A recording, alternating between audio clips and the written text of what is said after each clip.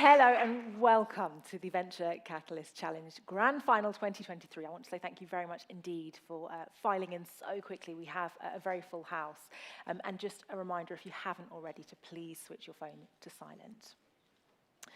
Tonight's event will be showcasing some of the most exciting new student startups here at Imperial. I had the pleasure of getting a sneak peek at the dress rehearsal, and they really are exceptional, so you're in for a real treat. And whether you're here in person or joining us on the live stream on social media tonight, please use the Imperial Enterprise Lab handles when you're sharing anything about tonight's event on social media. The hashtag is VCC23. Now, the 5 brilliant teams that you're going to see over the course of this evening have been selected from hundreds of students across the college, across Imperial, and alumni too, who all applied to be part of this flagship competition. I'm going to tell you a bit more about that a little later before we get started, but to start, I'd like to officially welcome you all tonight by handing over to the President of Imperial College London. Please put your hands together for Professor Hugh Brady.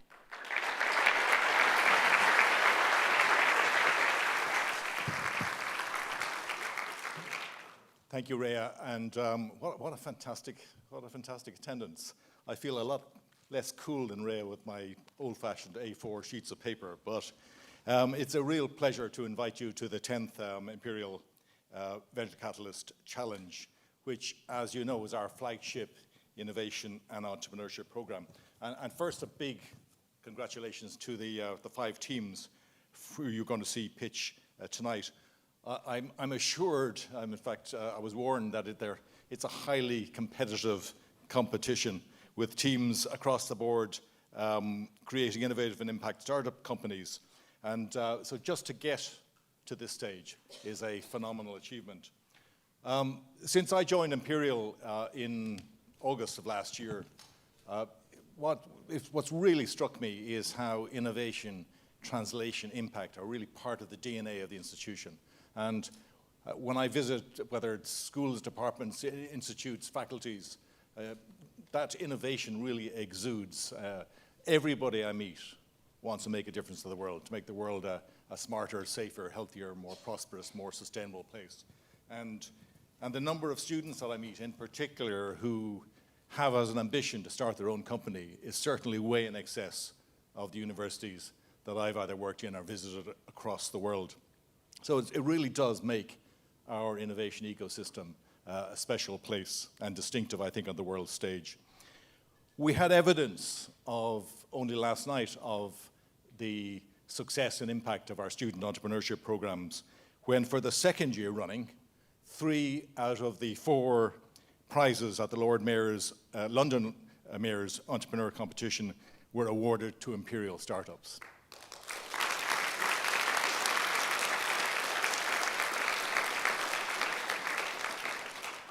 So they're competing with the whole of the London ecosystem. And of course, we're very ambitious for Imperial, so next year, 4 out of 4. And that'd be fantastic. A big thank you just in advance to our fantastic enterprise team for the support that they provide students, staff, and alumni. The variety of the spin-outs and startups and the range of the products that those companies launch, the Forbes 30 Under 30 recipients, and so many acceptances to leading accelerators across the world are all testament to their dedication. Some of you will know we're going through a strategy kind of refresh at Imperial at the moment, and I can certainly guarantee you that innovation and entrepreneurship will be a central pillar of that new strategy. Not prejudging anything, indeed, I can guarantee you we'll be ambitious to up our game even further.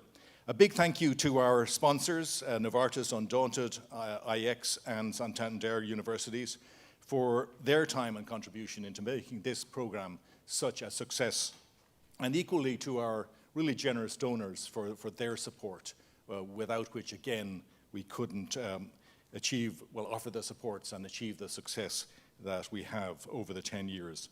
So it is a 10-year anniversary. It is a really special event this evening.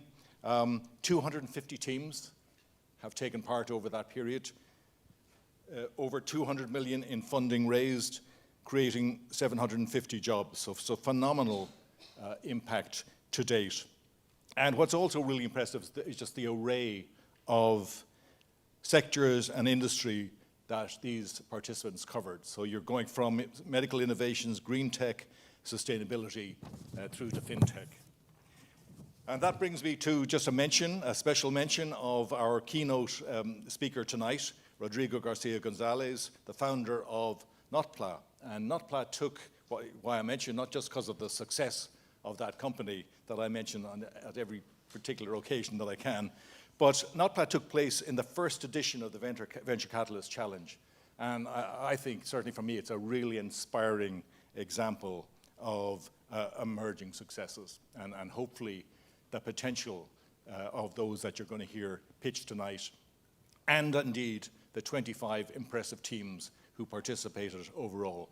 And if there's just one urging that I'd have for you is that when you leave the room, when the results are announced, please use the networking event to meet the participants in all 25 teams and learn about their ventures and their ambition. And maybe you'll even end up supporting them. So best of luck to our 5 pitching teams tonight. Thank you all for coming. I'm really looking forward to it. And back to you, Rhea.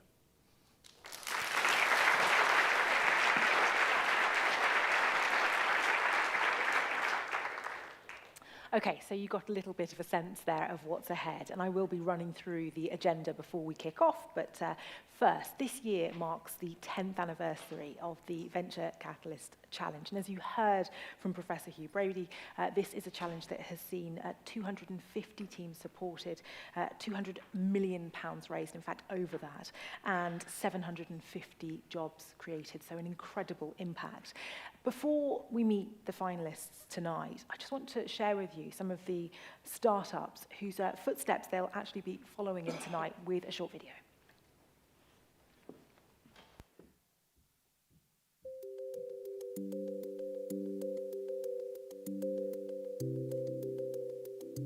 The VCC taught us how to take an idea, prove its value, talk to customers and really get a lot of important insight from the market so that we could actually develop this into something still going on. And the evidence is the fact we're still running it 8 years later. It was really critical for us to understand what business means in general and just realizing the impact that our device could have on so many lives. Coming into the VCC as a scientist, I can't say I understood much about business, and so it gave us really the foundations and myself an insight into what business looks like within the impact sector and within environmental shifts. And so it was bringing both science and business together, which VCC helped to grow and really explore. I thought that the value, if we did get to the final, would be the funding. But actually what really made a difference for us was the learning. You know, I now know how to run a technology company, but also the incredible network you get from it.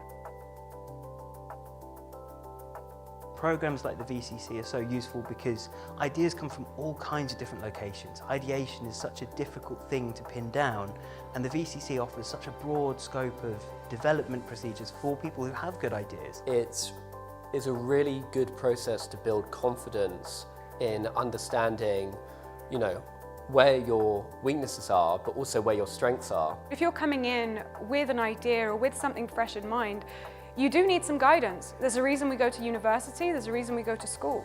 Learning is fundamental to people taking their next steps, and so providing programs which allow people to learn as they're moving into the business sector, it's fundamental. It's that opportunity to learn an entrepreneur's, skills, experience, network, those valuable things that allow our incredible Imperial community to go off and launch incredible world-changing ventures. That's why it's so important, and I do think, having done a few of them at this point, that VCC and the Enterprise Lab is the gold standard of doing that. When you're in front of people who perhaps know a lot more than you and who are asking you difficult questions, and being able to stand there and sort of proudly talk about your business is terrifying, but also a really rewarding experience. You saw progress in all different verticals, you saw progress in all different directions. I think pitching was my favorite part. Going out on that stage and getting to project the vision of my business and really sell it is an experience that you just don't get as a student. Get started now. If you're interested, then there's no better time to start exploring it. It's really just about making that first step into saying, I've got an idea and I think it could be something bigger. Imperial is such a big playground, and there are so many intelligent minds around that you can combine together to create impacts that have never been seen before. So when you have that crazy idea, take it. Don't wait to tick the boxes and, there's the classic, do things that don't scale. Do it, even if it sounds a bit weird or it means you're out there speaking to people on the street and handing out leaflets or asking too many questions. That's what you're there to do. Do that, explore, be creative, ask, and just don't be scared.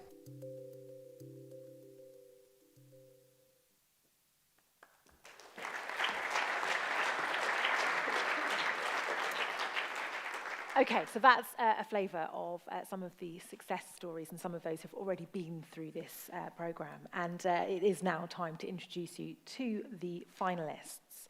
The Venture Catalyst Challenge is built around sector-specific tracks, 5 sector-specific tracks, and you can see those on the screen behind me.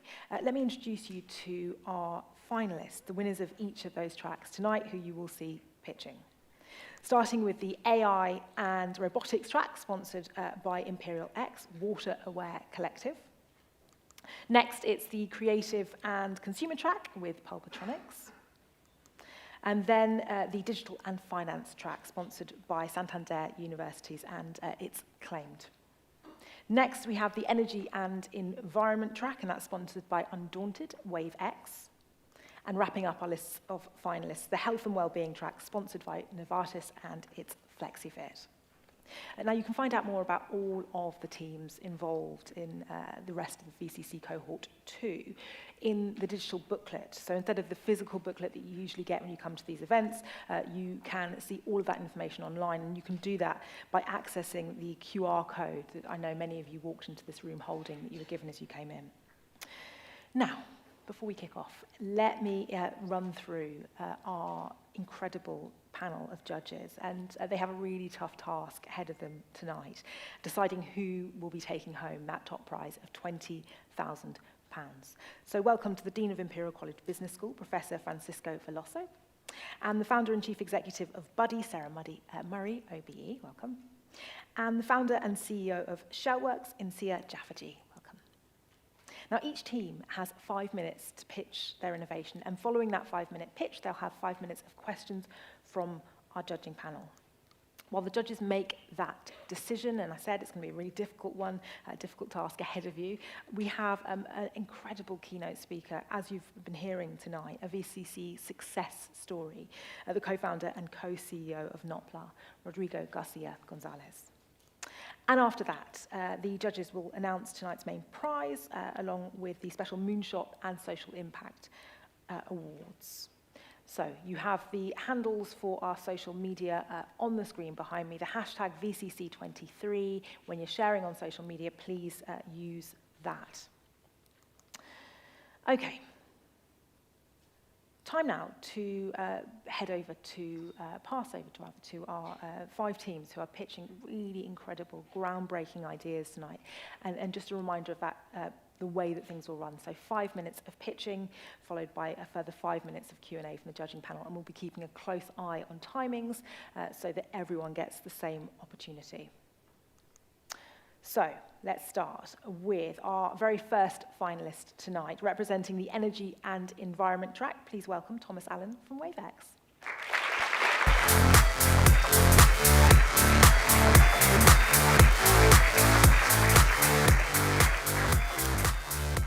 Hi guys, right, let's kick off. So this is Wayvex, and we are pioneering revolutionary nature-based approaches to tackle climate change, look after our coastlines, and generate much-needed clean electricity at the same time. So the coastlines of the world are probably the last places on the planet that we can't harness properly as humans. They are dynamic, they are changing, they are fluid, they're completely bounded by nature. And we tried in the past to work against nature and have failed. So in fluid environments, rigid structures do not do very well. They are either damaged by storms, broken by the waves, or they damage the environments that we build them in.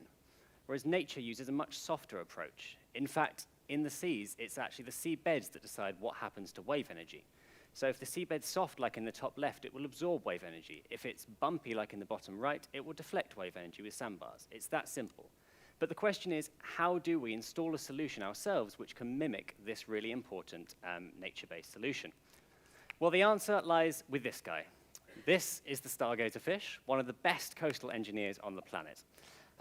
With just a small jet of water pumped from its gills into the seabed, it's able to liquefy the sediment and effortlessly wriggle down underneath the sand to safety. So we've copied them.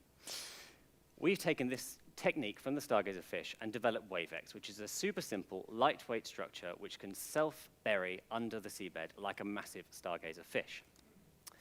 And using this technology, we can mimic nature in two important ways. Firstly, we can install our structures, inflate them to raise sandbars, and therefore combat coastal erosion. This also encourages waves to push sand back up the beach instead of pulling it back out into the sea. Secondly, we can install our flexible structures under the seabed where they can convert wave energy into electricity. By installing under the seabed, we protect them from storms and destructive waves on the surface, and also remove some of the issues and the cost issues, certainly, with traditional metallic structures. The result is that we can produce electricity for the unbeatable price of only 4 pence per kilowatt hour, which is less than what you currently pay for your fossil fuel energy. We can also enable energy companies to further phase out oil and gas production, saving over 100 million tons of CO2 from being emitted annually just with our technology. And there are plenty of locations across the world that we can do this. In fact, there are over 40,000 kilometers of coastline with appropriate sediment types and wave resource for Wayvex. We can scale across all of these locations very simply, very quickly, with outsourced manufacturing and outsourced installation. In fact, we just sell the devices to project developers alongside a small software subscription to keep monitoring the seabed. We've spoken to 8 universities, 8 consultancies, 4 energy companies, 20 experts, and over a dozen councils. And they've told us that our technology goes a long way to solving some of the biggest issues that they've experienced in the past. Energy companies have told us that we fit very well with their business, energy, and regulatory necessities, and that the effects that we have on the environment are hugely beneficial. For coastal protection, we have learned that councils and coastal groups are very dissatisfied with the, and I quote, hugely destructive and unsustainable options that they are currently using, and that they're actively seeking new nature-based solutions like ours in order to replace them. Which brings us to our beachhead market, which for us is literally a beach. We are going to monitor and protect Hemsley Beach alongside the Environment Agency, and then from there, we will install and add to the devices the energy generation equipment in order to produce clean energy. Within the team, we have over 10 years' experience within the energy sector, several successful startups created in the past, and 3 of us graduated from Imperial just last summer. We are missing some vital expertise, which is how to work with flexible structures under the seabed. But since this expertise doesn't exist anywhere in the world currently, we're working to create this knowledge ourselves. And through that work, we've been able to demonstrate our technology both in lab environments as well as on the beach. We've showcased our technology in a number of events, most notably winning the European final of the Climate Launchpad competition. We've managed to file 2 patent applications protecting our innovation, which puts us in a great position moving forwards. Now, the next step, and with the money from the VCC, we'll be deploying our technology in wave tanks in order to generate some much-needed performance data to back up our claims. With the 20K we stand possibly to win tonight, we will be able to do this for wave energy conversion and coastal protection simultaneously, greatly accelerating our progress. So with this data in hand, we'll be able to go forward to our seed funding round in order to build and install a pilot off the shore of the coast, and then use this pilot as a demonstrator for further investment and for our future customers. So why are we fighting against our oceans when all we really need to do is learn from them and work with them? And that's what we're doing with Wayvex. Thank you.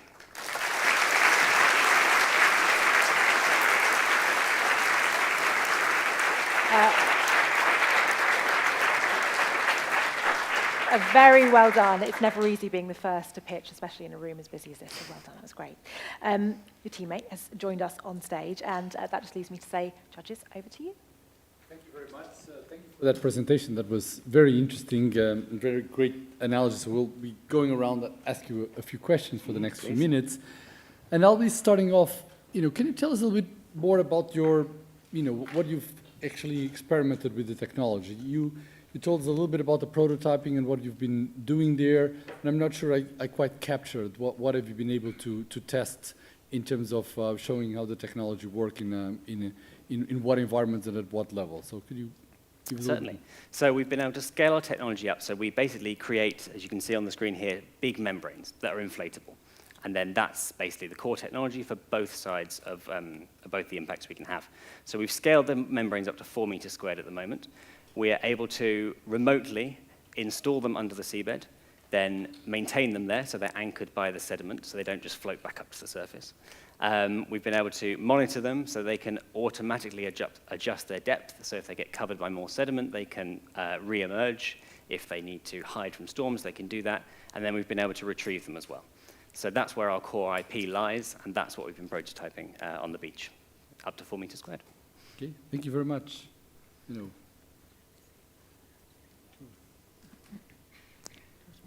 Hi. So I'm just wondering how you actually get the energy out of them, which looks like the complicated bit. Certainly. So we use what has been around, it's called submerged pressure differential technology, which sounds scary, but it's really not. It's been around for about 10 years, and it's been scaled up by other companies, so that's not necessarily proprietary. But basically, you have the membranes, and over one membrane, there'll be a wave crest, and there'll be a lot of pressure. And over the other one, there'll be a wave trough and little pressure.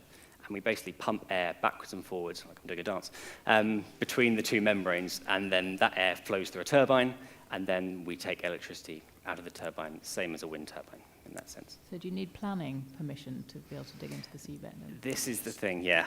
And vary by geography, by markets, globally? We need planning permissions from 6 different administrations to dig even a small hole on a beach. Is that true everywhere in the world? Depends from countries. In some countries, it's more centralized. The UK is particularly bad. So have you found somewhere to test this properly? A couple of places, but then it helps if the Environment Agency says, oh, we need to do these tests, and things get done quicker. Yeah. And have BP invested? Not as yet, but if they're in this evening, come and have a chat. Have you asked them? We've had a couple of chats with them, yes. Yeah.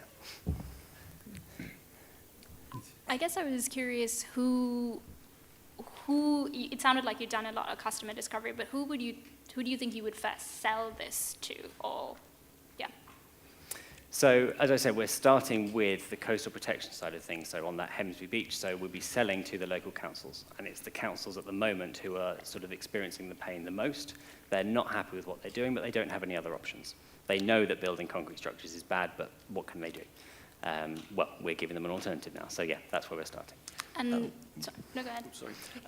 And then we're lucky that in the UK there will be a feed-in tariff specific for wave energy conversion, starting in 3 years, 20 pence per kilowatt hour, 26 pence per kilowatt hour.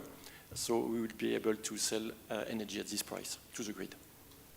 Amazing. And I guess, have there been other options that these agencies have explored before and hasn't worked out for them, and perhaps what they're considering in comparison to your solution as well, outside of the concrete structures? No, certainly. So for coastal protection, it's mainly the concrete structures. There isn't really a good nature-based solution there. For wave energy, there have been numerous attempts in the past, but most of them float on the surface, where you get the most energy knocking them about, and that really, they struggle up there. Go on. And then for beach protection, there is also beach nourishment, also known as beach replenishment. And that's horrible for the environment. You bring sand from somewhere else using trucks or dredges, and you just pour it over the beach. And councils actually do that quite a lot. In the US, the state of New Jersey has spent over $1 billion doing that over the past decade.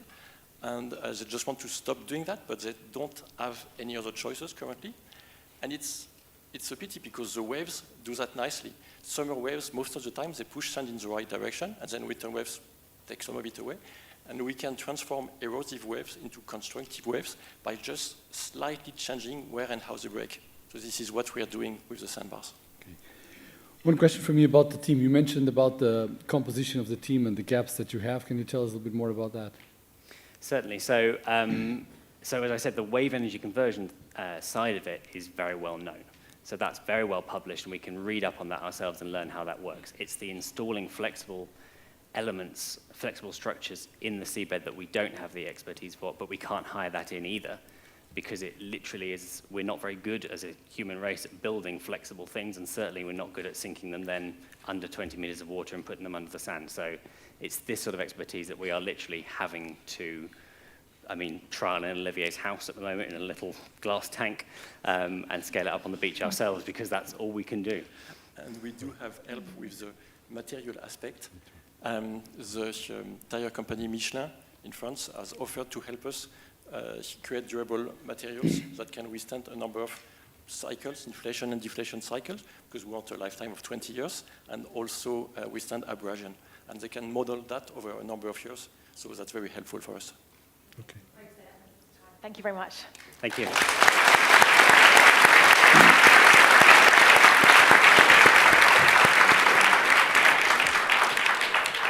Now, just a reminder, if you hear anything from any of the teams tonight that you'd like to find out more about or speak to them directly, they will be outside on stands during the networking session at the end of this event. So do make sure you go and ask any questions of them directly. Right, that brings me on to the next team today. And I'd like you to put your hands together to welcome our second finalist, representing the digital and finance track. Please welcome Awesa Albomo from Claimed.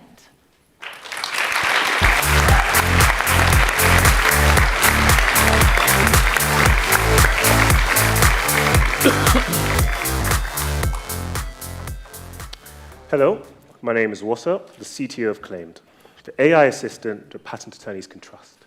Now, what I'm about to show you is not for the faint-hearted, so prepare yourselves. You ready? It's a patent. Now, believe it or not, patent attorneys are people too. When I was an attorney, I had to read, draft, prosecute 100 of these. When faced with this horror, me and all the other patent attorneys around the world would have their brains turned to mush. It's documents like these that make the patenting process problematic. Typically, it takes 80 hours of attorney time to take an idea through to a granted patent, meaning that IP firms spend millions in employment costs to get the job done. To make this all profitable, patent attorneys are forced to work to strict deadlines and budget caps, meaning there's extreme levels of stress in the industry. Now, if only there was some way to reduce this awful, awful reality. Well, introducing Claimed, the AI assistant that unlocks the productivity potential of patent attorneys by leveraging the latest advances in generative AI.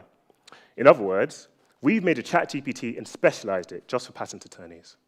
What you see on screen, on the left, is the old approach of an attorney manually typing out a patent, versus on the right, where Claimed's already done it for you. And in the case of Claimed versus the old approach, we find the old approach guilty of being too slow. We're going to offer two products. DocuDraft, which automatically generates patent text based on short inputs, saving attorneys 60% of time during the drafting phase, and we're going to charge for that using a one-off fee per application. And Prosecute, which summarizes prior art documents and suggests strategies to overcome objections to patentability, saving attorneys up to 50% of time during the prosecution phase. We're going to charge for this using an annual subscription per user. The opportunity for this market is huge, with the global market being worth £1.6 billion. But we're going to start by focusing on English-speaking European attorneys, and this market has a value of over £200 million. But how are we actually going to penetrate and differentiate ourselves in this market? Well, we've spoken to a plethora of patent attorneys, and we found that efficiency in the form of time savings, quality in the form of robust outputs, and confidentiality, meaning that data is handled with care, is what underpins an attorney's trust in an AI-based assistant and what determines whether they're going to use a tool like this. The current competitor landscape is just not cutting the mustard. They have not been able to nail down these three key components. And this is where Claimed is going to differentiate itself and fit into the market. By using proprietary training techniques and datasets, we're able to ensure efficiency and quality by guaranteeing state-of-the-art performance. And critically, with confidentiality, we can guarantee, because we don't use ChatGPT, that user inputs to our tool will not be used to train future models and compromise application confidentiality. So, what do attorneys actually think? Well, we've shown our prototype to attorneys at leading IP firms in the UK, and this is what we found. They are desperate for a tool like this. They already feel secure using our prototype, and critically, outputs from our model are already better than funded competitors such as Patent Pal. But it's not only patent attorneys who are impressed. Microsoft for Startups have accepted us onto their program. Hugging Face have given us a $1,000 GPU grant to demo our prototype, and IBM, the largest patent filers in the world for the last 29 years, have published our prototype on their award-winning generative AI toolkit. All of this has meant that 150 users have used our tool in the last 2 weeks. We've achieved so much on a shoestring budget, but if we were lucky enough to win the VCC, that money would go directly to scaling our pilot with the goal of improving claims quality in terms of its user experience and its computational performance. Over the next 12 months, we're going to focus on getting grants and seed funding to consolidate our progress, and we're going to focus on developing our R&D tools, which will empower inventors on their journeys to gaining IP protection. So, how are we going to achieve this? Well, by relying on our greatest strength, our team. We have the business acumen, the technical knowledge, and the diversity to approach this problem from a unique perspective. And where we've identified gaps, we filled them. Bringing on an IP attorney from a leading IP firm, an R&D professional to help us identify broader market opportunities, and an expert in delivering AI B2B solutions. So, with this team at our disposal and building on the momentum we've already generated, we are going to create a world where, if you have an idea, no matter who you are, you get it claimed. Thank you.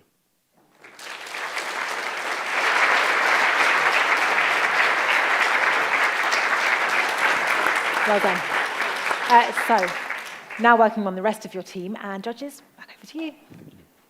Yeah, thank you. I guess I was curious, it sounded like you'd spoken to a number of different patent lawyers and it saves time on their end, but have you kind of considered any other markets outside of that as well? And what kind of made you choose that specific one to start with? Yeah, so the problem came to us with Igosa was a patent attorney previously, and we identified the problem from his previous partner, Andrew Sunderland, and we decided that we have the actual SME expertise within that sector, and we know that it's an immediate problem, and we validated it speaking to numerous attorneys. We have identified other areas that we potentially can move into, that we can utilize like our AI techniques and tools to identify different markets such as R&D. We understand within the R&D space currently, generative AI is taking transformations and helping R&D companies innovate and ideate faster. So that's another area you probably saw on our timeline that we're looking to also go into as well. Yeah. What else exists like it? I know you've shown us some other brands, but it looked to me as though the real difference was confidentiality. Is that enough of a difference? And if it is, then what do you think is missing your team in terms of ability to execute in a competitive market globally? So, confidentiality is everything. But when I was a patent attorney, I found out hard way that trust is everything. And so, attorneys, they sense a whiff of their data being mishandled, they're not going to use it at all. And that's the difference between us and all the other competitors. They haven't got the technical expertise to develop a model like this without using something like ChatGPT. And that's where we can stand out in the market. We have 2 PhD students in natural language processing, and we also have, as I said, a commercial expert in delivering AI B2B solutions. And combining that with our vast network of technical expertise, we will be able to deliver this product. Yeah. And all underpinned by the experts that we also have within our network who have been responsible, have been involved, including myself, in building B2B software solutions.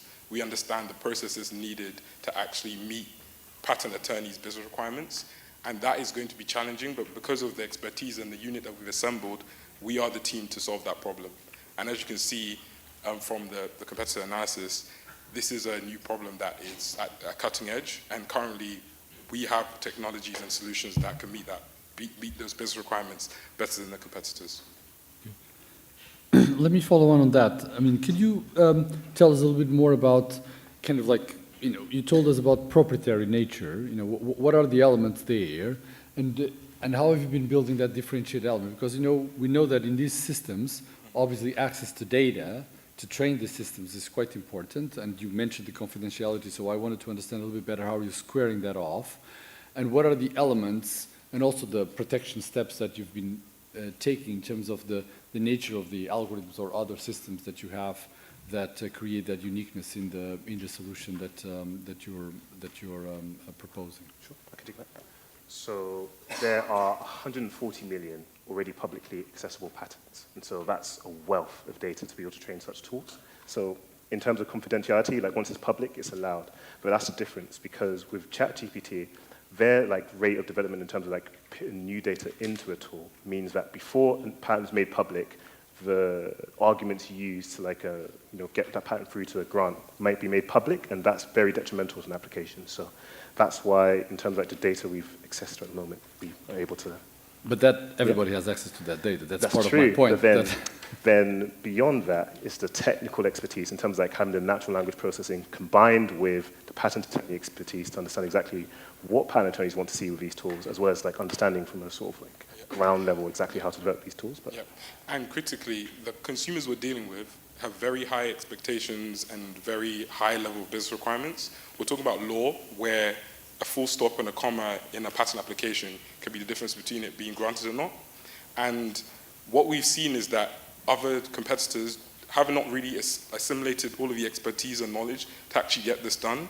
We've stress tested this and built our tool in an agile way where we're using consumer inputs to continuously keep improving our product and making sure that we can actually meet those requirements, because that is going to be critical in actually penetrating the market and actually gaining shares and actually gaining attorneys to buy our tool. And that's something we understand and others currently are not doing. So how do you build that brand? Excellent. Okay, sure. Well, yeah, I said extensive network, first of all, but quite simply, for example, IBM, largest patent filers in the world, if they validate our product by publishing it and giving us that exposure, then effectively, we're a very trusted name in that space. Not to mention, we've got, as I said, a very extensive network within the patent field. And beyond that, competitions like this, really bring us onto the global stage as well is really important. So. Yeah, and we have conversations with attorneys quite weekly, and we understand exactly what their expectations are. And we know that if we have a very good relationship already, receive so much great feedback through social media and also through LinkedIn and meetings, we know that we can build a tool within this community because we've already built good, strong relationships. And I think that's going to be represented in our final product as well. Well done. Awesome. Thank you very much.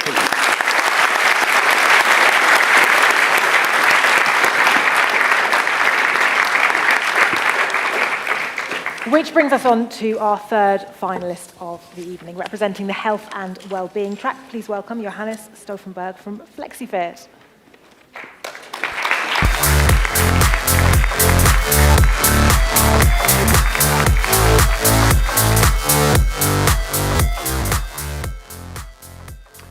Hello, my name is Johannes, CEO of Flexifit, the world's first size-adjustable limb cover for amputees. We can save our users thousands of pounds in out-of-pocket costs and healthcare professionals hours of their valuable time. But I want to tell you first why we exist. As a qualified and practicing surgeon with an interest in limb loss, I've seen many new medical technologies engineered in total isolation from the user, often solving a problem they really just don't care about. I therefore recruited users of artificial limbs and asked them firstly to list every single problem and pain point they had ever experienced with their limb, and secondly, to select just the one problem they felt affected them most. They told me that they hate the standard metal pylon which connects the knee to the foot. It's thin, looks unnatural, and draws unwanted attention even when wearing trousers, so much so that amputees may discard their limb entirely, devastating for their rehabilitation. They also told me that existing limb covers which attach to the pylon and return an anatomical shape are unable to change size as an amputee grows and unable to change shape to fit with the different models and makes of artificial limb on the market. This causes three big problems. As a child amputee grows, their parents must buy multiple size-appropriate covers as they grow and discard them, costing them thousands in out-of-pocket costs, up to £5,000 in childhood alone. Adults, who often own several different artificial limbs for different activities, find themselves having to buy a cover for each artificial limb, which can be over £1,000 per additional product. And healthcare professionals must either spend up to 6 hours handcrafting a device from scratch or sending away custom measurements to specialist manufacturers, with a resultant delay which can be months long. All of this means that child and adult amputees are not only left feeling different and isolated unnecessarily, but they also suffer financially. So, as a result of all of this, we built Flexifit. We're an anatomically accurate limb cover which hides a cleverly designed adjustable mechanism on our internal surface, the details of which I cannot go into until we protect that property. However, what I can tell you is that it now means we're able to grow as children grow. We're able to fit with any artificial knee on the market today, and with no need for custom measurements, we're ready to ship to and fit any amputee in the world without a delay. Amputees now only ever need to buy one Flexifit cover and never multiples of another product again, saving them thousands of pounds in out-of-pocket costs and reducing their environmental impact. None of our competitors can offer this. And we know we've built it correctly because amputees actually collaborated with us at every step, from our earliest to our later prototypes, including our latest 3D printed carbon fiber prototype. And all of this hard work has paid off. 2 early-stage prosthetic companies have already reached out, interested in collaborating, and early user feedback has been exceptional, even stating that they would prefer to buy our alpha prototype over the current UK market leader. Our market at large are the 65 million people with limb loss around the world, but we will be explicitly targeting those 5.5 million who reside in the US and Europe, a £3 billion market expected to double by 2050. As a result of our existing and deep research links with the child limb loss community here in the UK, we've selected these as our beachhead market. Progress to date has been rapid, and the £10,000 VCC prize will allow us to complete our outstanding design work, but the £20,000 prize will allow us to file a patent and secure our intellectual property, a critical step before we can even think about entering into production. My name is Johannes, and I've recently finished a fellowship in neurosurgery here in London and ranked top of my cohort in Imperial's Medical Device Design and Entrepreneurship Masters. I'm joined by Dr. Clément Favier, a PhD in engineering and experienced prosthetic technologist, and by Dr. David Henson, MBE, a PhD in engineering, product development manager, bilateral amputee, and medal-winning Paralympian. We're an exceptional team doing something that has never been done before, so please help us as we work hard to change the lives of amputees. Thank you.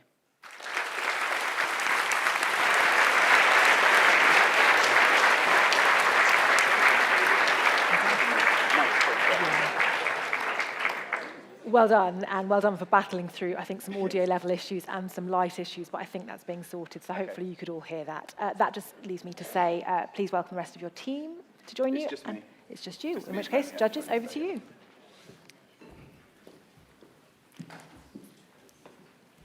So, firstly, how far are you from viable product, and secondly, what's the go-to-market? So in terms of a viable product, we presented our product as it stands now, which is the one on the right there, covered in a sock because we don't want to reveal it, and they are happy to purchase it in its current state. We urgently wish to file for a patent on this because we're able to protect not just the mechanism, but also the fact that it changed shape at all, and that's the first device across the globe that can do that. So that's an immensely valuable patent. In terms of the steps before applying for that patent, there are a few outstanding design elements. We want to optimize how it changes shape, and we think that's about 6 months of work. So we have an MVP that functions, but we want to improve it before we file for that patent. Why don't you file a patent and file an extension? So we could file a patent on that, but we think that the way the optimization elements are so quick to do and so effective that those steps, just a couple of short months, will be we've been advised that those are the correct steps to do to ensure that not only the mechanism can't be copied, but also the whole concept. Can you tell me a little bit about the team expertise? Because you talked about the medical part, but then there's this is, of course, what I want is if you think about the way that you're going to connect to the market and to the market opportunity, how do you feel that you're going to work with that, and how are you thinking about that in terms of the development of your team? So the first part about the market, so our go-to-market strategy and business model is to replicate what is currently being done in the market by the big players in covers. So we have a B2C approach, which is direct online sales. We're not a regulated medical device, which is really crucial. So we're just covered by standard consumer product law, so we can do that.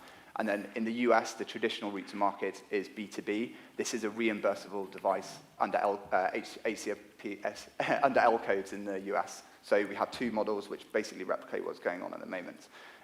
In terms of how the team fits in, so whilst I'm leading the team, our go-to-market strategy is influenced by the two other members. So one of them has been an amputee for a long time, and he's very well integrated into the whole of the market, the amputee market. It's a very close-knit community, very close on WhatsApp, very close on social media, and finding key players in those fields, which we have already found, will be very crucial to being able to spread across the market rapidly.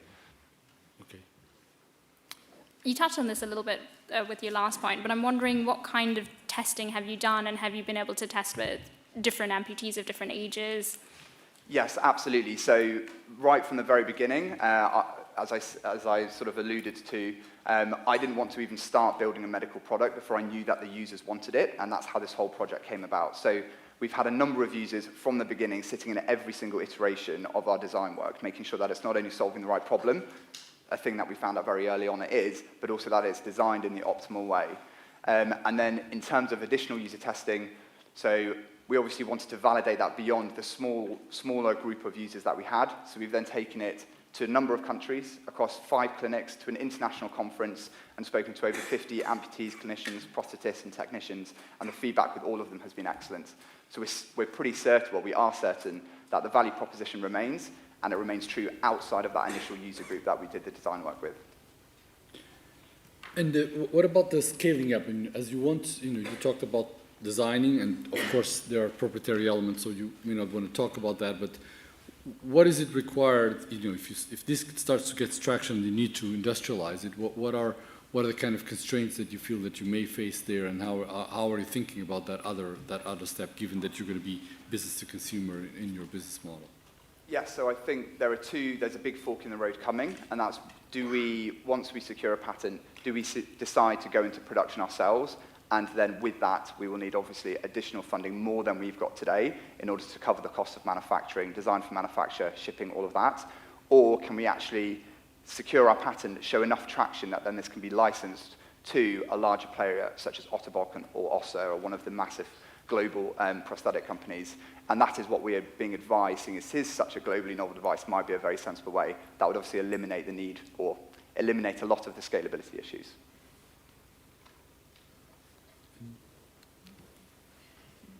I guess last question I would have is, it sounds like you have 2 key team members who've been doing a lot of the research and technical side of the development. Who do you think your next hires would be, and why?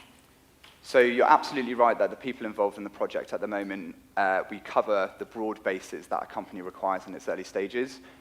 Probably is now a time constraint rather than a lack of expertise, aside from some additional commercial coaching, which we have got through the VCC, which has been fantastic. We probably need a couple more mentors, which we've identified, is we really need a salesperson and we really need a marketer. And that person, we really need an excellent person that can do both of those. So that's probably the next person we would hire. So you've got VCT funding, but they can't give you 20k for a patent? So we've got £10,000 from the VCC, but not the £20,000 today, unless you're wanting to help out. Cool. Thank you very much.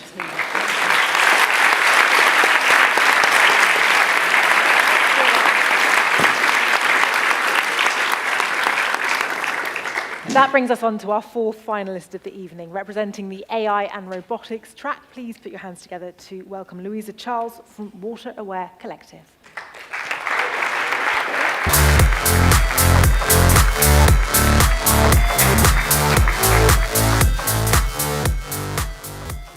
Good evening, everyone. I'm here from Water Aware Collective, and we're here to spark an anti-pollution revolution. But just before we get started, did you guys hear that polio is back?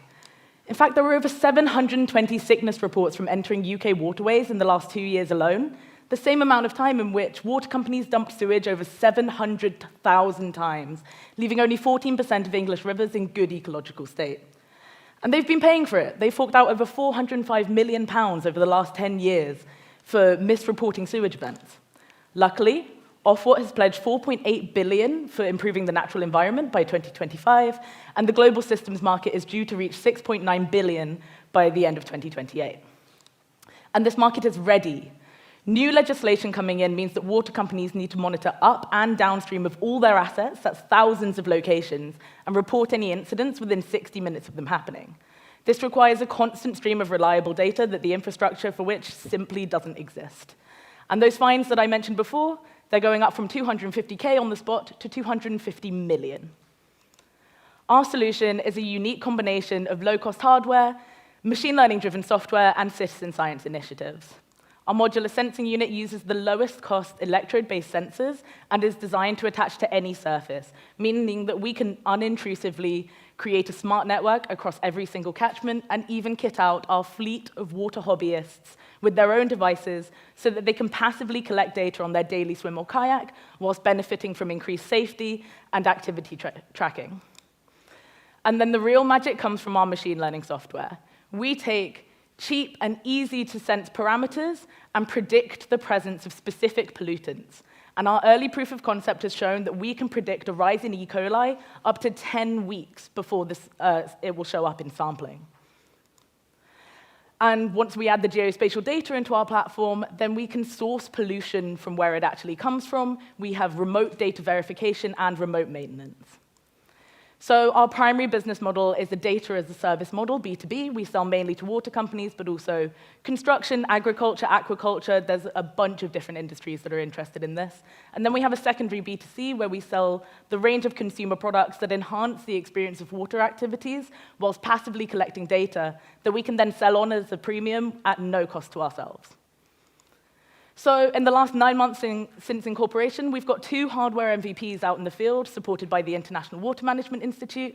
We've raised £165,000 in funding, 130K of which has come from our first customer, Northumbrian Water, who have backed us with an equity-free, IP-free deal for our first year of R&D. Over the next 6 months, we're going live with our full system pilot in June. We've applied for £2.5 million of funding from Ofwat, and we're hoping to pick up a second customer before the full system goes live in the next year. So, to set us apart from our competitors, our mobile data and pollution sourcing capabilities, due to the machine learning and geospatial integration, means that we are the only company that offers a full package service of high-quality data for the lowest possible price. And let me just break down what I mean by low cost to you. Northumbrian Water requires 2,136 sensors to comply with new legislation, and with current technology, that's going to cost them £64 million in hardware alone. With our £500 sensing units, we can bring this down to just £1 million. So, in terms of traction, so far, we've won 5 awards. We've got live projects running across 3 continents. We've got a machine learning proof of concept, and we've got over 300 people who have signed up to buy our B2C offering once it becomes available. With the 10K that we've won in the track heats, we can double the size of our pilot project, so that buys us another 20 sensing units so we can really test that networking effect. And if we win the 20K here today, we can get a lab space to start generating our own data to supercharge that machine learning algorithm. I'm Louisa, I'm our CEO, and both myself and Ryan have double master's degrees in design engineering and innovation, whilst Ryan is a proud representative of Surfers Against Sewage, the UK's leading marine conservation charity. We've got a board of advisors both inside and outside the water industry, as well as water quality experts and machine learning experts supporting us. But really, our team has no bounds. The collective action of everyone who goes out on those waterways is what really brings the power to us. So really, we are Water Aware Collective, and the anti-pollution revolution is here. Please join us.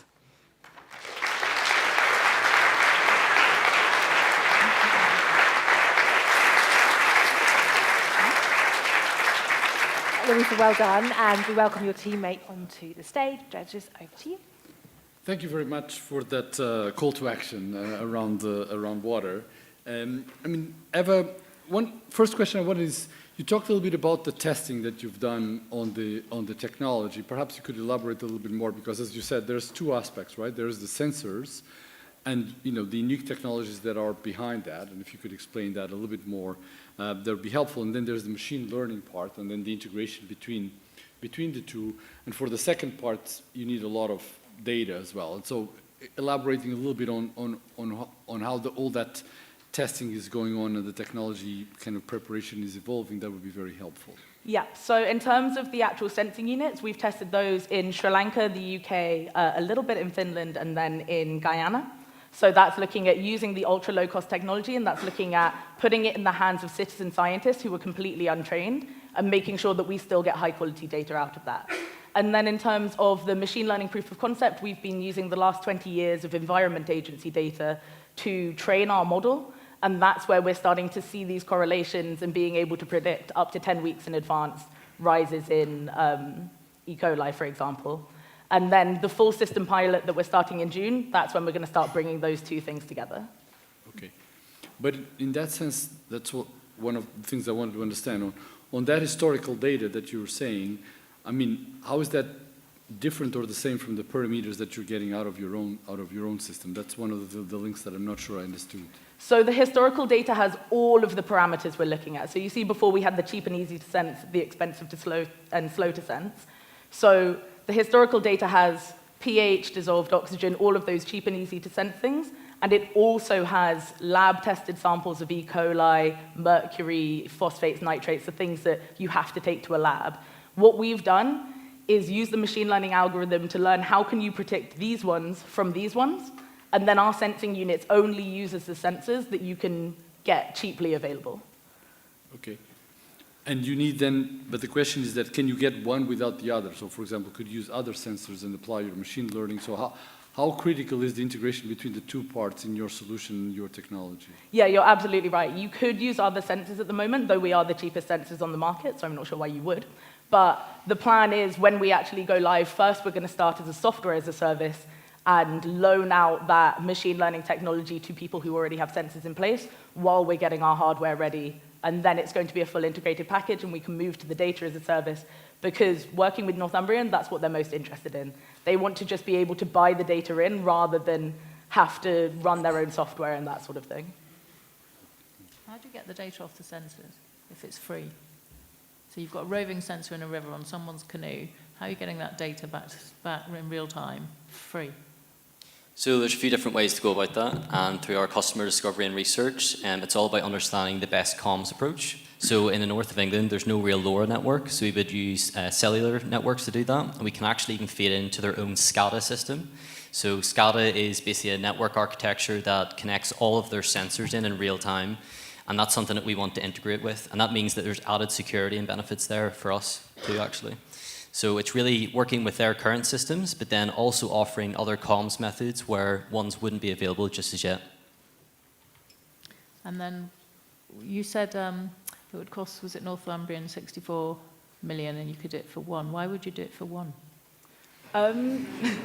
So basically so that we can charge way more for the data, and then we have a recurring revenue stream on the subscription for the data, but the hardware is so much cheaper, like 64 times cheaper than the currently available technologies.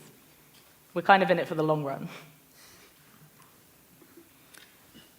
I'm curious a little bit about the journey, because you have done so much testing. Is what didn't work when you first started out, and how did you pivot and take those learnings into building something that does work now? Yeah, I mean, I think we've mostly pivoted on the business model.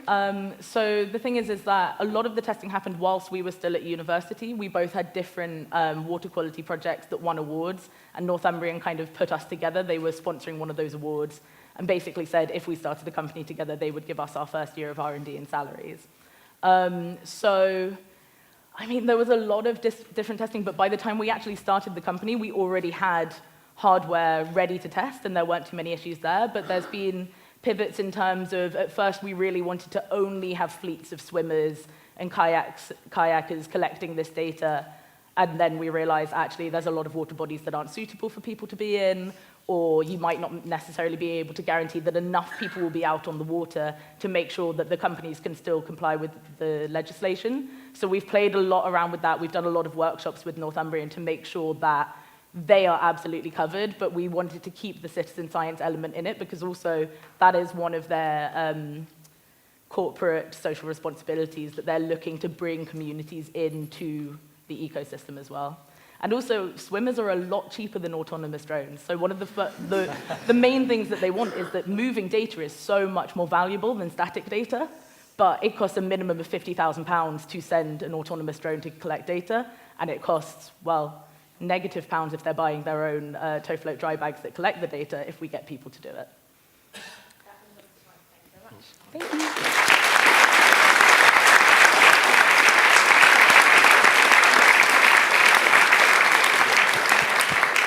And again, just a reminder, 5 minutes doesn't feel long enough to get through all of the questions that you may have. All of the teams will be pitched up on stands outside this room in the networking session after this event. So if you have any further questions, please do ask them directly. That brings us on to the fifth and final finalist, representing the creative and consumer track, Chloe So from Pulpatronics.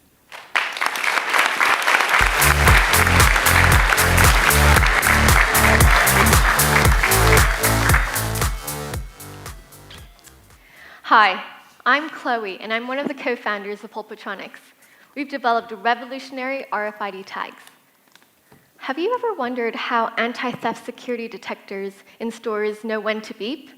Or how auto-checkout machines magically scan what you're buying? Well, RFID technology is what enables all of that to happen. It uses radio signals to identify products really efficiently.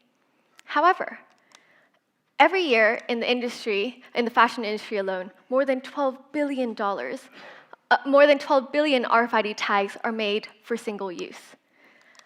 That means that a lot of these clothing price tags have a metal antenna and a silicon chip embedded in it, meaning that it is extremely resource intensive and costly to make. Most of these tags also end up in the landfill because consumers, once they buy it, they pull it off and they throw it away. So consumers are unknowingly contributing to increasing amounts of e-waste as well as excessive CO2 emissions. So do RFID tags need to be this wasteful? The answer is no. Pulpatronics has developed chipless carbon-based RFID tags. It requires no metal extraction, it is cheaper to make, and it is compatible with existing recycling. Our technology laser-induces a conductive circuit directly onto paper, and eliminating the need for any metals or microchips, simplifying the entire manufacturing process, as well as enabling for a more circular economy. Our tags can cut CO2 emissions by 70% through reducing material components as well as energy required. It's also 2 times cheaper, meaning that this technology can be more widely accepted and adopted in newer and different industries. While our competitors offer state-of-the-art inventory management solutions, no one is commercializing metal-less or chipless RFID tags made from a single material like paper. And because of that, their costs and their carbon footprints are much higher.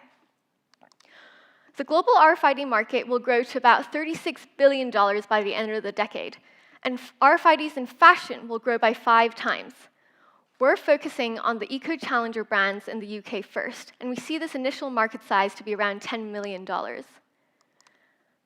We're able to charge retailers less than the current market price of 5 pence per tag because we're only using paper and we're not shipping electronic components from around the world. So with less global transportation and a simpler manufacturing process, our raw material and overhead factory costs are significantly lower. This allows us to reduce costs to retailers, increase sustainability, as well as deliver a high profit margin for us. And once we secure our patent, we'll be able to license out our technology to existing manufacturers as a secondary revenue stream. We validated our technology at a lab here at Imperial College. We compared our chipless copper RFID tag with our paper RFID tag. And as you can see from the peaks on the graph, our technology performed just as well as the copper baseline. Since our launch 3 months ago, we've spoken to 5 major retailers and small businesses, and we found that sustainable solutions are hard to implement because of its high cost. And so with Pulpatronics, we're able to actually help retailers reach their ESG goals while making it cheaper for them as well. Last month, we won the Greenhouse Fellowship, which grants us £20,000 in funding, and we've showcased at 5 different exhibitions, been featured in 2 publications, and we have one of the most disruptive fashion startups reach out to us for a pilot. So, to commercialize all this, we've identified patentable components of our technology, and with the additional 20K from VCC, we'll be able to cover some of the patent costs, as well as purchase equipment to manufacture our RFID readers, stress test the durability of our RFID tags, as well as develop the entire software infrastructure, which will all cement our brand pilots in 2024. We're starting with retail fashion tags first, but we see ourselves diversifying into other paper products like labels, packaging, and even cardboard boxes. As a team, we have backgrounds ranging from biology to fashion to industrial engineering and business, and we've come together with a goal to make advanced technology more accessible and less demanding on our environment. Our big vision is to replace all single-use electronics with our technology, and with the support of VCC, we'll be able to simplify over-engineered RFID tags for a greener tomorrow, one tag at a time. Thank you.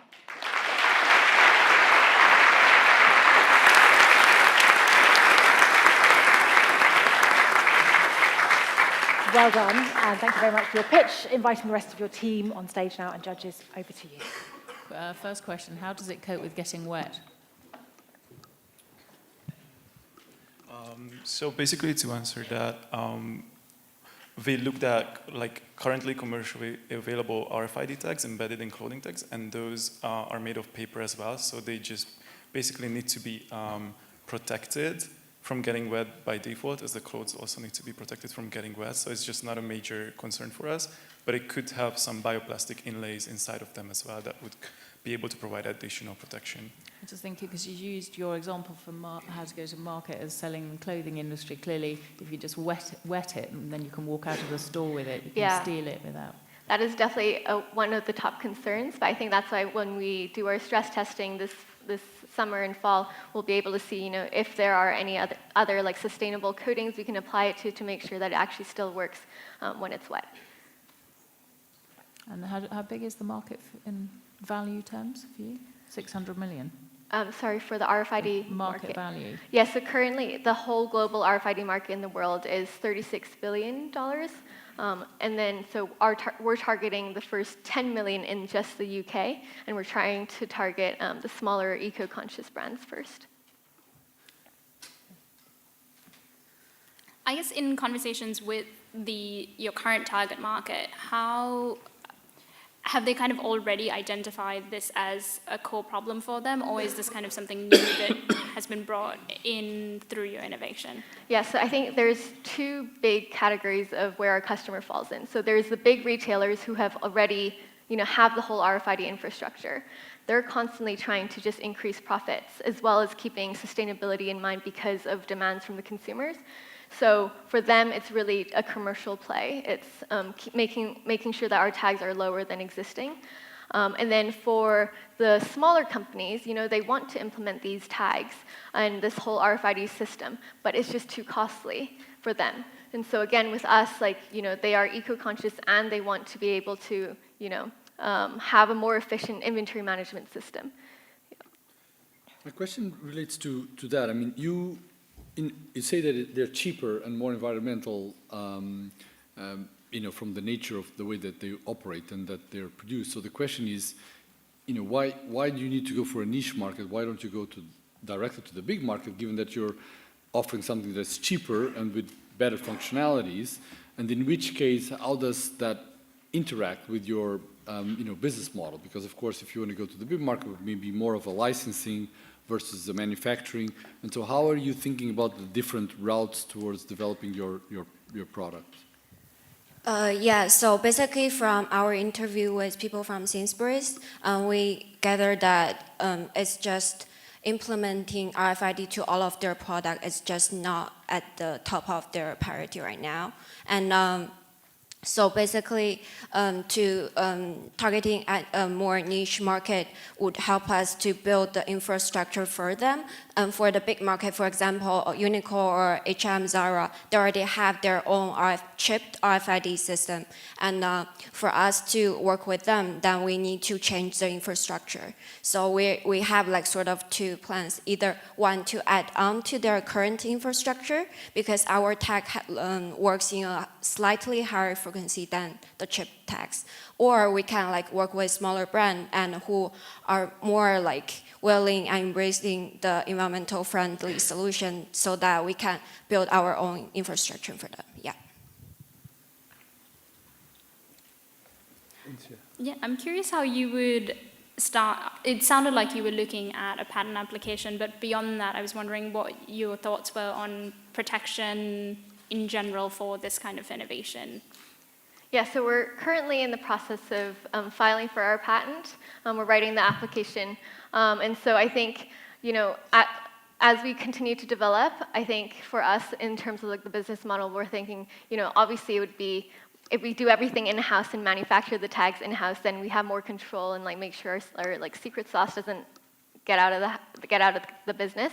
And so we're very much into thinking of wanting to manufacture. I think once we are able to actually secure the IP, then we're okay with licensing out the technology. Okay, that brings us to time. Thank you very much indeed.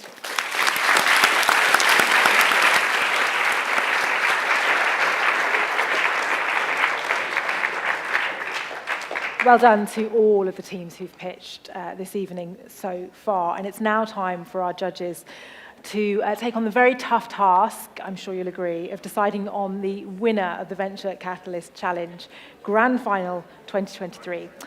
While they leave the room, and they will be led out in just a moment,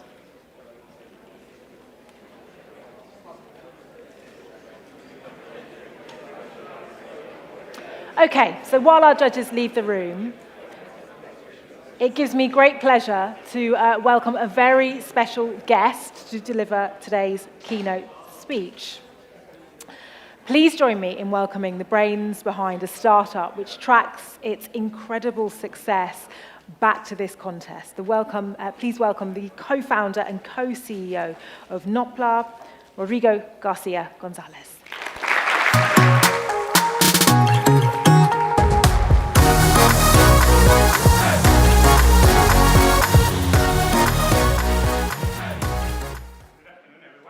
Conscious that we had been sitting down for a while, so I'm going to ask everyone to shake a bit. So if everyone can stand up.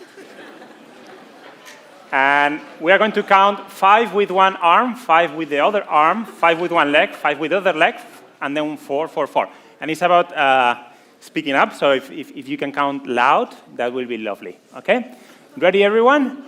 1, 2, 3, 4, 5. 1, 2, 3, 4, 5. 1, 2, 3, 4, 5. 1, 2, 3, 4, 5. 1, 2, 3, 4. 1, 2, 3, 4. 1, 2, 3, 4. 1, 2, 3, 4. 1, 2, 3. 1, 2, 3. 1, 2, 3. 1, 2, 3. 1, 2, 1, 2, 1, 2, 1, 2. 1, 1, 1, 1. Good. Perfect. So I was in your seat, I'm from Spain originally, but I came to the UK 10 years ago to study here a master in Imperial, Innovation, Design, Engineering, like some of you. And yeah, we graduated and we pitched here, and it was a bit the beginning. So I'm going to try to share in the next few minutes a bit what we encountered after, and I suppose what it could come for some of you in the next few months. I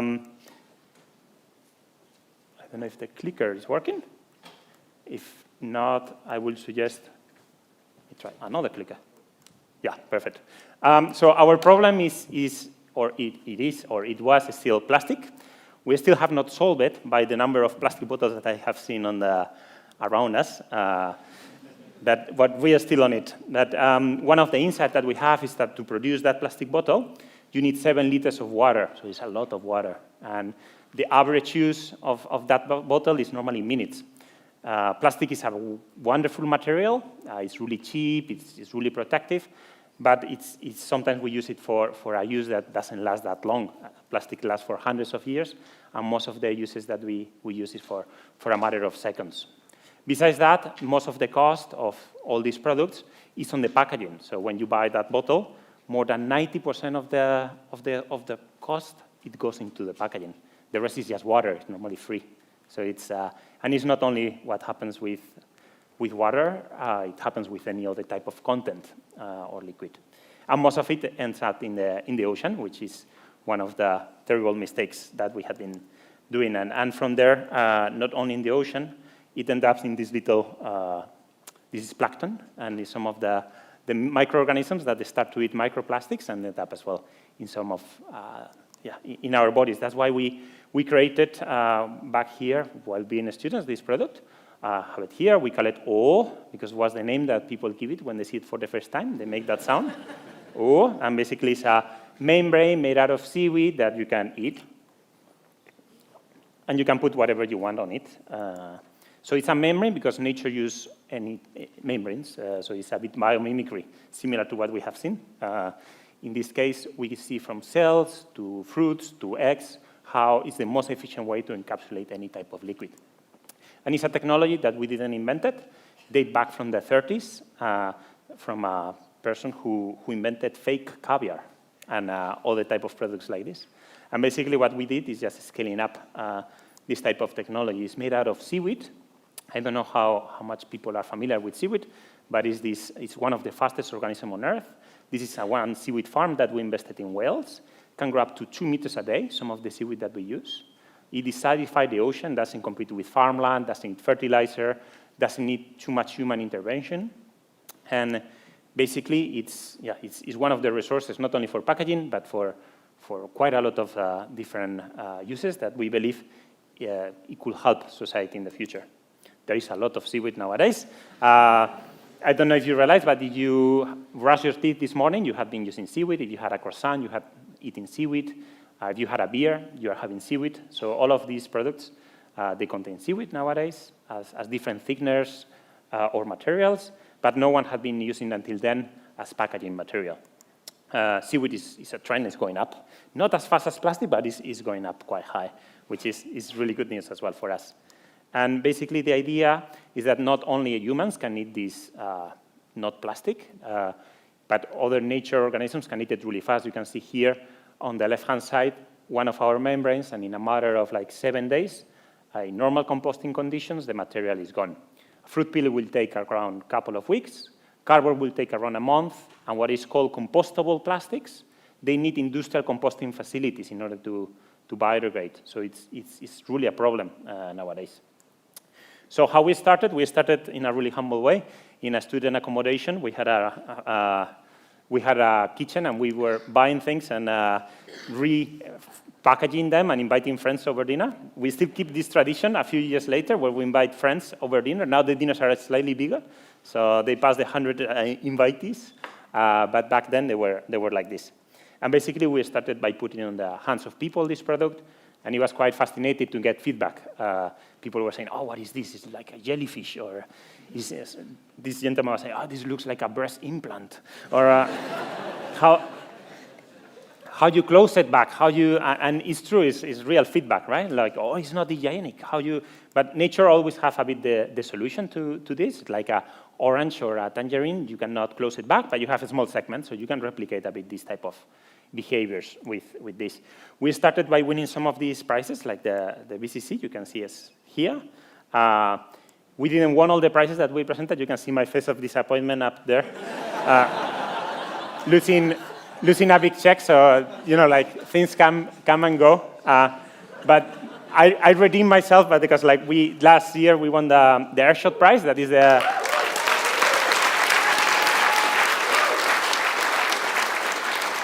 So this was a bigger prize than that. So, like, we were quite happy, and David Beckham gave us the prize, and it was a big celebration. So it was quite nice.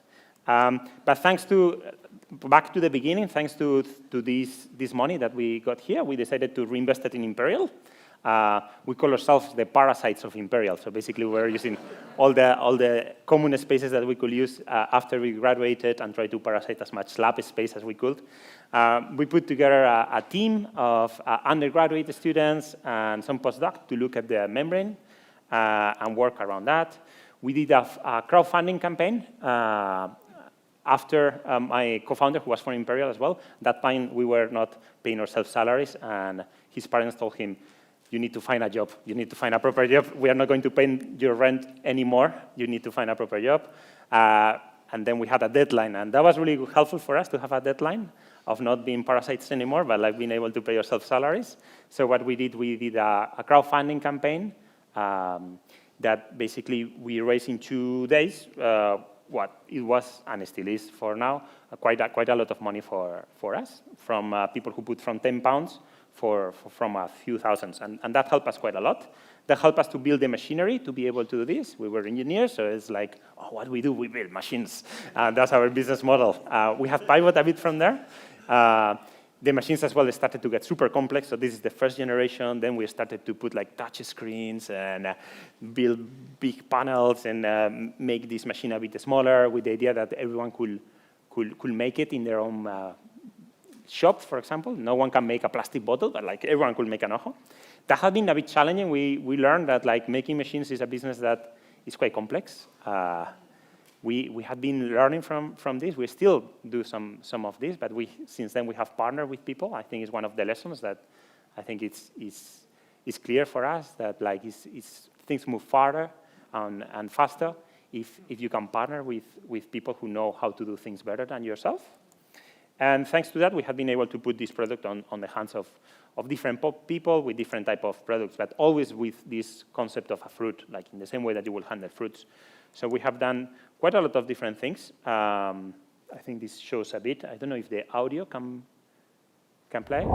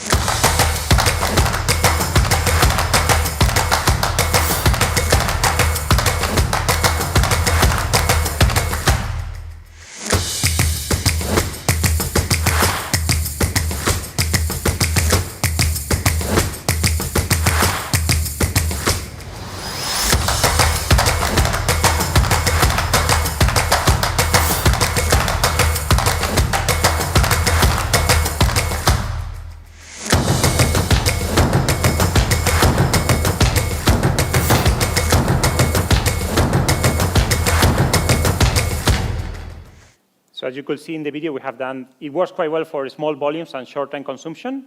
So we have done the London Marathon. This weekend, we are doing the biggest marathon on Gothenburg. So basically, it's the biggest in terms of number of people. It's a tough business. It's something that we learn as well. So marathons, most of the companies, they use it as a marketing channel. So, and it's kind of like the revenues come and go like this. And people kind of like normally pay to be in a marathon. And for us, it's a solution. So it's a hard business, but we have learned through that way. We had been in events like Roland Garros with big brands like Tropicana. We had been selling not far from here in Exhibition Road. We had a little bar where we had cocktails and juices. We had done certain collaborations with certain brands as well. And we have currently a few vending machines across London where you can get in King's Cross and in the Olympic swimming pool, you can get our products. We had testing things that have not been working, like, for example, selling in Selfridges. we were the thing that sold the most in self-fridges, which was really good, but it required one member of the team all the time there. And for a product that could cost £1 or £2, it's not effective. And we have done quite a lot of things with sauces and ketchup, starting to work quite a lot with Just Eat and other companies like Kraft Heinz. We always ask the question, like, if ketchup was a fruit, what fruit will be? For example, it will be like a cherry tomato. Or if olive oil was a fruit, now we started to innovate a bit on shapes. It will be a little pipette. So the idea is that you could control a bit the dosage. Or if other products, like if toothpaste was a fruit, it will be a little blueberry. So you can pack how many of them you need for the weekend. So it's a bit that concept of trying to reimagine things a bit closer to nature than closer to standard packaging. So we have been working on a few of these innovations. One of them that pick up quite in terms of opportunity in a quite big space is coating. So basically, out of a conversation with a client, Just Eat, probably everyone is familiar with Just Eat. It's a delivery platform, the leader in the UK. They ask us, oh, we're doing the ketchup with you, but at the moment we are doing the boxes, and at the moment our boxes have a plastic lining. So it's invisible. So the consumer, you receive your food in what it seems like a cardboard box, but that's a fake cardboard box. Well, it's not a fake cardboard box. It's cardboard, but it has plastic on it. It's a bit like the dirty secret of cardboard packaging. But basically, what you don't see.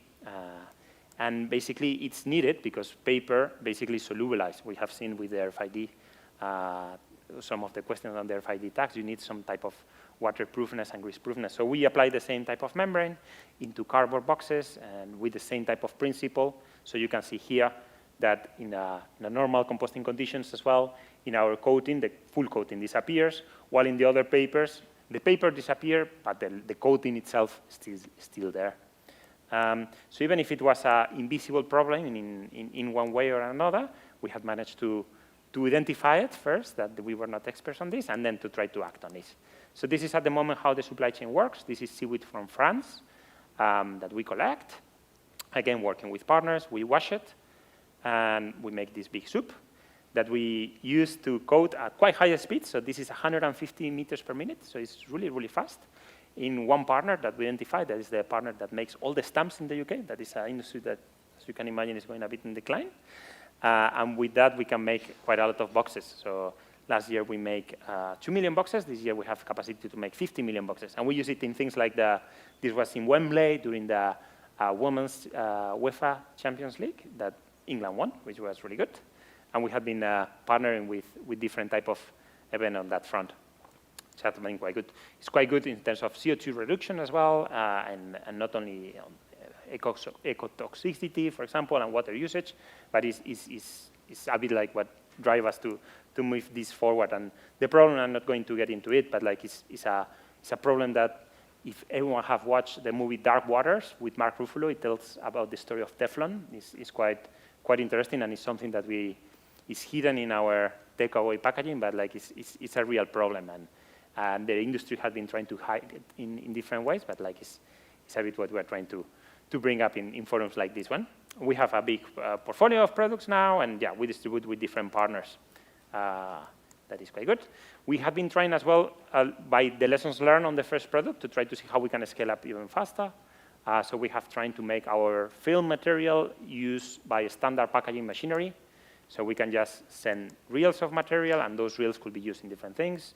This was an early collaboration with IKEA of a sachet that you can solubilize, but always with a bit this twist of what packaging cannot do in terms of like nowadays that we can do. In this case, we try to add some salt on the packaging. In this case, we add some sugar. So if you want the coffee with sugar, you keep it and you solubilize it. If you want the coffee without sugar, you take it out. Yeah, trying to find what are the main applications. Like, for example, at the moment, we're focusing quite a lot on dishwasher tablets. They use this film that comes from petroleum. Even if it desolubilizes, it's a bit question mark what is that called, if it's nanoplastic, microplastics, and we are using it nowadays. So yeah, working on a range of different products, always kind of like trying to find a bit what is the qualities of this material, if it's about flavor, if it's about using some waste materials into it, and trying to take application by application, the same way that nature does a different scheme for every type of fruit. We believe that there's no one single bullet for everything, but it's a range of different solutions, trying to match the shelf life and the context of the content with the application and the packaging itself. We have been working in a portfolio of seaweed products. Interestingly, there is, on the seaweed part, on the biomass, there is a fiber that we have been, until now, we have not been using, but like that came as an opportunity, not as a problem, and we started to use that fiber on making now paper. So out of our residue that we generated, we started to use it to make our own seaweed-based paper that at the moment we are trying to commercialize in a small scale. So it's almost having startups inside of the startup, which is quite fun. We don't have competitions like this one, but maybe we can pitch at some point. But we have some early traction with some of these a bit younger products of some companies starting to use these materials. The same way, these fibers, we started quite early on to compress them into rigid products. So basically, we take this fiber and we try to see if we could do the same thing that like plastic does, that is injection molding in terms of capacity. And we have been able successfully to create certain prototypes and some commercial collaborations. This is a luxury watch box that once you receive the watch, you take it out and you put it in your garden and it will fertilize your garden. So it's trying to find a bit of those type of applications, and now try to expand to other type of applications like cutlery. I'm not doing this alone, so now we are a team of 74 people working in East London, and in the warehouse next where plastic was invented, which is quite ironic, and yeah, leading a bit from what we learned here in Imperial, and making a lot of mistakes. And we have done certain impact till now, but like we hope that we can expand exponentially that impact in the upcoming years. And maybe to conclude, like they asked me as well, like what type of advice or what type of wisdom. I don't have too many wisdom, but like in terms of advice for the people who are at the moment not starting, because you already started this journey. I think to me it's really similar to when you play any sports. First, you need to have a good team. Well, first you need to identify the idea and to be listening and to be capturing where the ball is. Imagine you are playing football or rugby or basketball.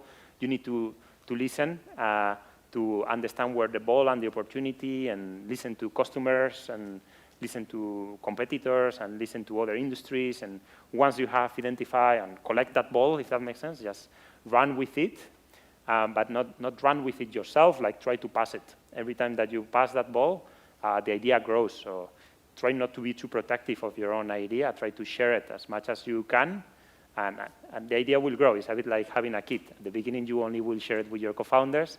Then later on, you will have some advisors. And at some point, will become a teenager, and it will start to be a bit rebel and kind of like going on things that you don't want to do. And hopefully, at some point, we'll graduate university, and you don't need to pay that much anymore. And at some point, you will pay your retirement. So that will be a good analogy. And then last analogy on that, or like third takeaway. So first, observe. Second, pass that ball. So you will be faster, if that makes sense, to try to reach the goal. And third, if you want to score, you need to shot thousands of times. So don't be shy. Don't be afraid of testing, shooting. You're never going to find imagine if there is a net, and there's always going to be kind of like people in there. There's going to be always a goalie, and you always need to shot. And there's never going to be the perfect opportunity or the perfect momentum to have all your product ready or everything solved. And it's just a matter of trying, and eventually there is some of those that become goals. Thank you very much. That's what I wanted to share. Thank you very much indeed.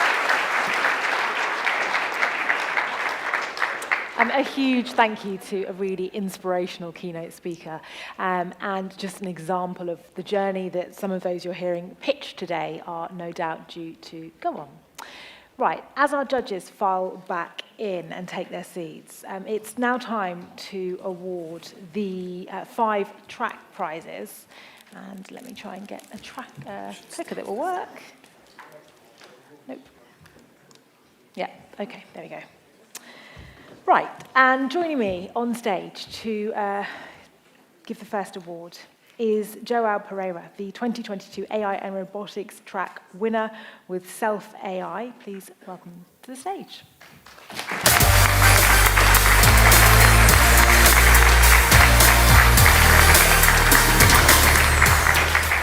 Okay, now each winner will be invited onto the stage. We'll ask them to take a photo with the trophy and the presenter of that trophy, and then to file back off stage before we head on to announcing our winners tonight. So, please welcome our A&I Robotics 2022 track winners, Water Aware Collective.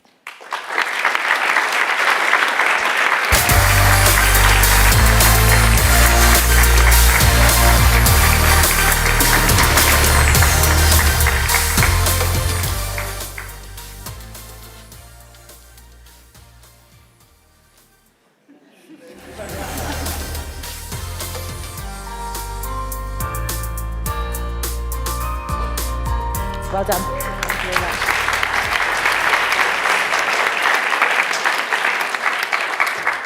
much. Okay. Next, I'd like to invite Anita Laverack, who is the 2022 Social Impact winner with Ocean, to the stage to award our next prize. Come.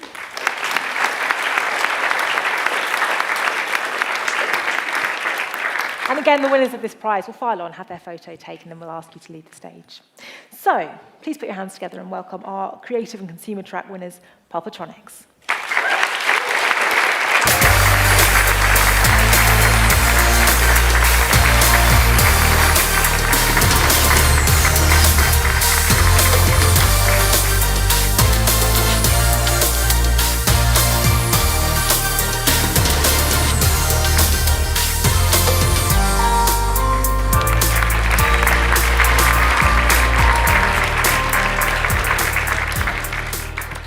Okay, next, I'd like to invite Patrick McGuckian and Oliver Colborne, founders of the Digital and Finance 2022 track winner, Attic, to hand out the next trophy. Welcome to the stage.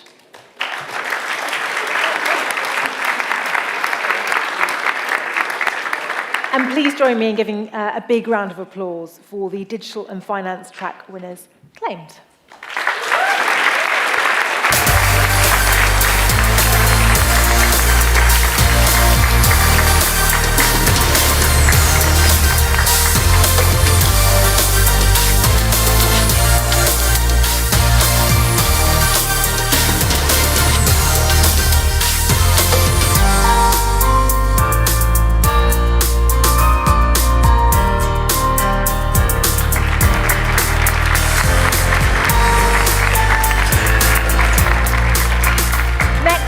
I'd like to invite Alyssa Gilbert, Director of Innovation at the Grantham Institute, to join me on stage to hand out the next trophy. Welcome.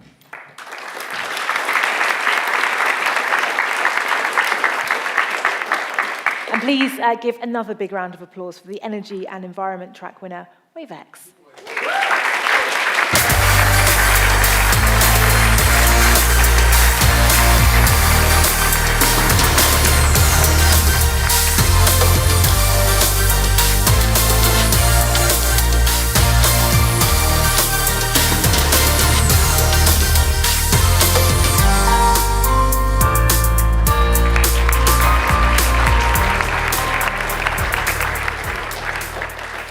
And our final track winner, please welcome Dr. Vreni Schoenenberger, Global Head of External Affairs and Partnership Strategy at Novartis, on stage to present the next trophy.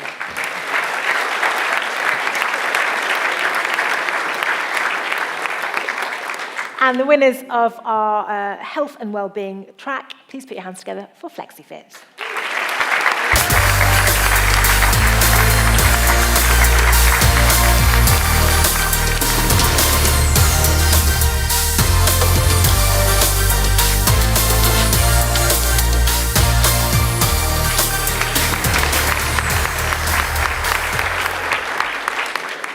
Okay, before we move on, if you're feeling inspired to support the next generation of Imperial's student startups, tonight is the perfect opportunity to do that. You can speak to the Enterprise Lab team to find out how you can get involved, and you'll find Sarah Ranchev-Hale on the screen behind me, the head of the Enterprise Lab, on one of the stands just outside this room. So that's the Enterprise Lab stand. Please keep an eye out for her, and if you have any questions, that's the person to speak to. Okay. Really pleased to say it is now time to announce tonight's winner. This is the £20,000 grand final prize decided by our judging panel. And our 4 special prizes, funded by a generous anonymous donor, each prize has a first place worth £10,000 and a second place worth £5,000. And the winners of these awards were selected during the heats and chosen from the 20 other teams on the VCC programme, all of whom you can find out more about by scanning the QR code on the screen behind me. So first, with the Moonshot prizes rewarding teams pushing the boundaries of innovation. In second place, congratulations to Nullshock.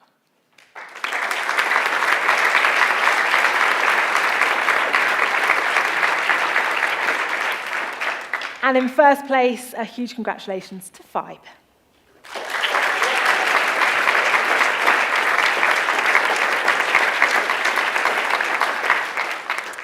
And next, the winners of the Social Impact Prizes, rewarding teams making a positive change in the world. And in second place, it's Neo Childcare. Many congratulations.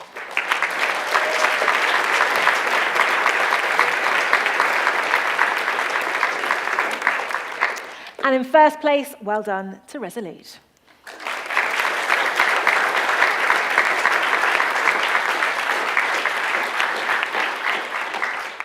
Okay, really pleased to say the moment you have been waiting for is upon us. The winner of the top prize, this is the £20,000 grand final prize. And to announce the results of tonight's judging panel, I'd like to invite Professor Francisco Veloso on stage.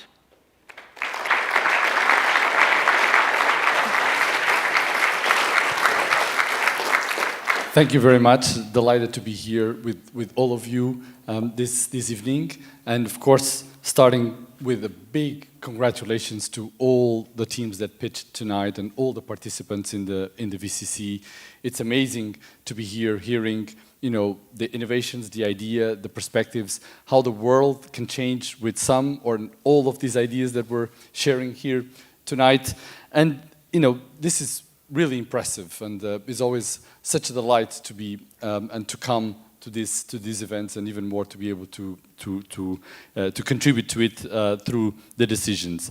And that's the hardest part, because, you know, when you have you know, such an amazing group, you know, we were with the rest of the judges that I'd like to, of course, thank and recognize, thinking about, you know, which one would be the winning team.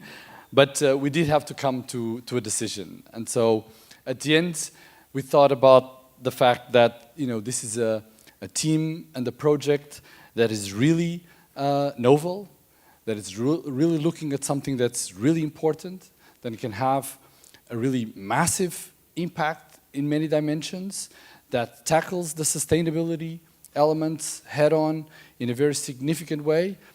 But it's also, of course, a team and a project that has a lot of challenges to overcome and a lot of barriers to basically address and jump through. And so with that, it gives me great pleasure to announce that the winner of the Venture Catalyst Challenge 2023, the grand finale winner, is Wayvex. Congratulations.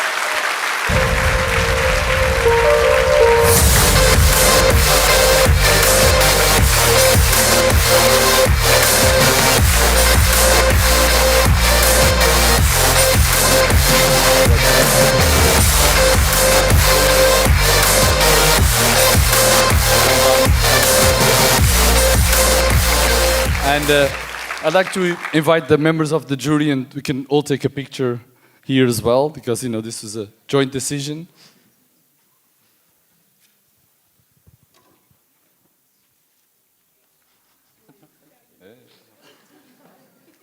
That's fine. Yeah, there we go.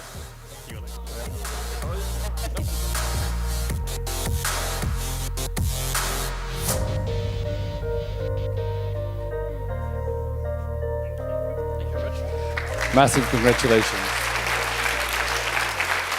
Well done. And all the best.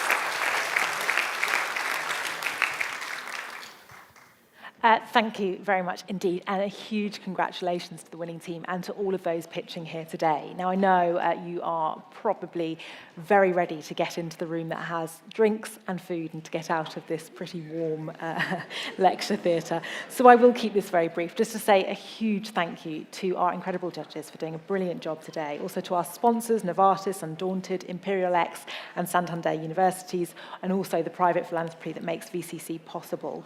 And of course, a big thank you to you for joining us here in person and for watching on the live stream. Before you head into the networking session, just a really quick reminder that you can find out more about the opportunities to work with the Enterprise Lab. And if you've been inspired by anything you've seen here today, please do seek out Sarah Ranchev-Hale, who will be on a stand just outside of this room. And you'll be pleased to hear that just leaves me to say thank you very much indeed for joining us and enjoy the rest of your evening.